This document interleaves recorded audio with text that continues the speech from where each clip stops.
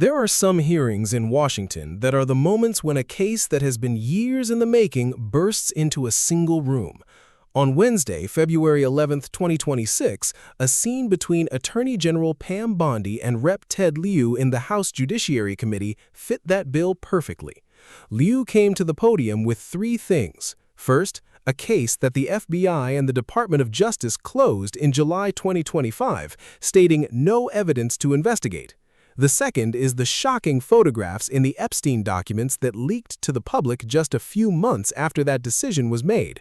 The third is documents that directly contradict a statement made under oath. And everyone in the courtroom witnessed this scene. Bondi saying, "There is no evidence that Trump committed a crime."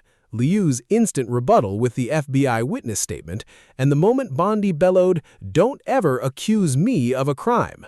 A justice minister was shouting rather than answering while giving evidence under oath with the evidence on the table. This was the sound of evasion, not accountability. Background: what happened in July 2025? The real starting point of this trial is not February 2026, but July 2025. The FBI has officially closed its investigation into Prince Andrew and other unnamed third parties. The two-page memo stated that a systematic review was conducted and that no evidence was found to justify an investigation into third parties. Substack. Lieu questioned Bondi specifically about this July 2025 DOJ memo. This memo stated that prosecutors did not find evidence to justify an investigation into unindicted third parties. This decision was met with bipartisan outrage. Many groups who believed that those who were complicit in Epstein's activities over the years would be held accountable received this decision with deep disappointment. What was even more striking was that Bondi had previously stated publicly, "A list showing Epstein's clients is coming to my desk." That list never came, and then the investigation was closed. Bondi also walked back her earlier statement about the list, saying, "The customer list doesn't exist." The president's spokesperson, Caroline Leavitt, clarified that Bondi was referring to a file, not a list. So the timeline is this. Bondi first said, "The list is coming to my desk." Then he said, "There is no list." Then the investigation was closed. And when the Epstein documents began to be made public, the question of how this decision was made remained unanswered. Photos on the table. Lieu's first move. When the trial began, Lieu did not enter with a long speech. He started with a visual evidence.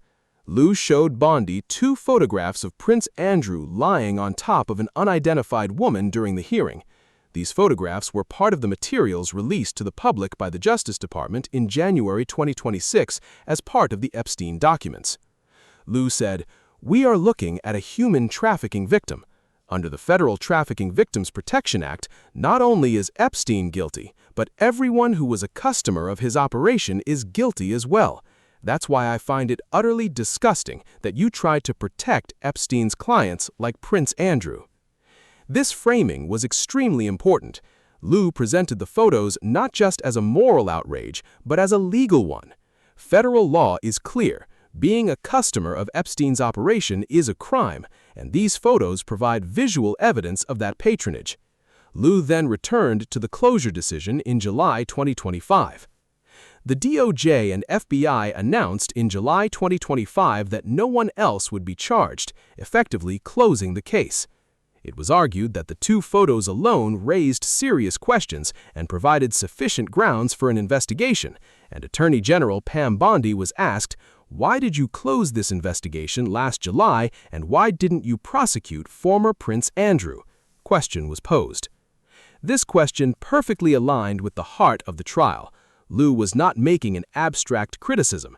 He wanted a specific explanation based on a specific decision, a specific date, and specific evidence. So let's get right into it, because Bondi's defense, "There are pending investigations," Bondi's first response to this question came from a formula she resorted to repeatedly throughout the hearing. Bondi said, "We have investigations pending in our office," implying that her investigation was ongoing. But he did not provide information about specific targets or offices involved. Pending investigations. This sentence is both an answer and an escape. You say the investigation is ongoing, but which investigation, who is being targeted, and at what stage, the question remains unanswered. And most importantly, how does this pending investigation fit with the closure decision in July 2025? This answer likely referred to Trump instructing Bondi in November 2025 to conduct the Epstein investigation, which included high-profile names such as former President Clinton and individuals connected to financial institutions. So, the picture is this.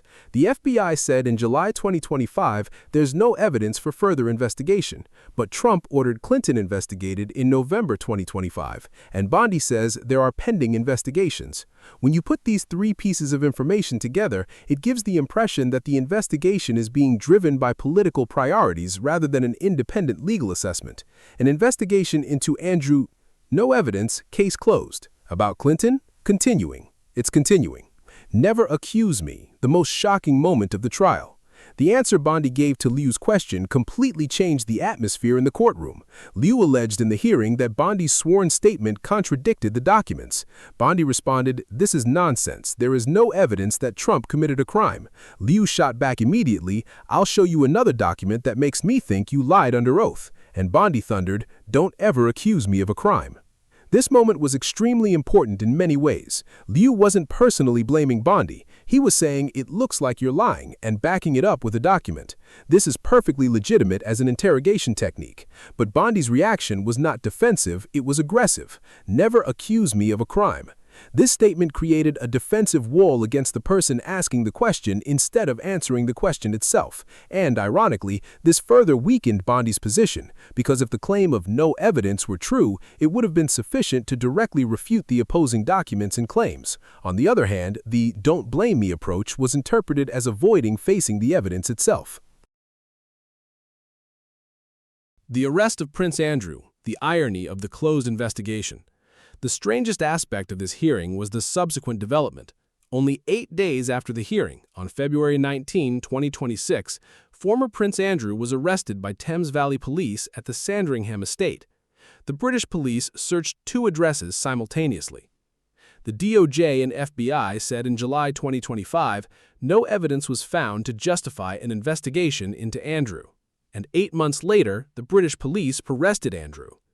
This development has retrospectively vindicated Liu's question of why was this investigation closed. A person whom the U.S. said there is no evidence was detained in England. Maybe the U.S. really couldn't find any evidence, or it didn't want to find any. In either case, Bondi's statement of no evidence, the investigation is closed, took on a much more dubious appearance. The voice of the victims, Liu's closing statement. Liu's final sentence directed at Bondi transcended legal arguments and became the most poignant moment of the trial. Liu concluded, "As we sit here right now, there are over 1,000 victims of sexual abuse, and you haven't made a single man accountable. Shameful. If you have even a shred of honor, you would resign as soon as you step out of this trial. If you have even a shred of honor, you would resign as soon as you leave this trial." The statement, "more than 1,000 victims but not a single man held accountable," summarizes the essence of hours-long debates and years-long investigations, and despite the publication of millions of pages of documents, countless briefings and hearings held in Congress, no names have been brought to justice. This stands out as a striking assessment that encapsulates in a single sentence the outcome of the events from the perspective of thousands of victims. Conclusion: closed investigation and unanswered questions. The picture that emerged from this hearing was threefold. First, the closure decision made in July 2025 was effectively rendered void just 8 months later by actions taken by the police of another country. This suggests either a lack of coordination or problems in the decision-making process. Second, Bondi said there are pending investigations, but she did not say what investigations she was referring to. At the same time, the FBI said there is no evidence for an investigation, and Bondi's vague reference fell far short of satisfying the public. Third, the perjury request from Lieu and Goldman is not just a political move. The chasm between the files containing 38,000 Trump references and the claim of no evidence raised a real legal question. Lieu's question was simple: why did you close this investigation? Bondi's answer never got to that question. There are pending investigations, he said. This is nonsense, he said. Don't blame me, he said. But the closed investigation is still in its place. The photographs are still on the table, and the question of accountability for more than 1,000 victims still remains unanswered. If you don't want to miss this kind of analysis, subscribe and don't forget to turn on notifications. See you at the next hearing. See you at the next hearing.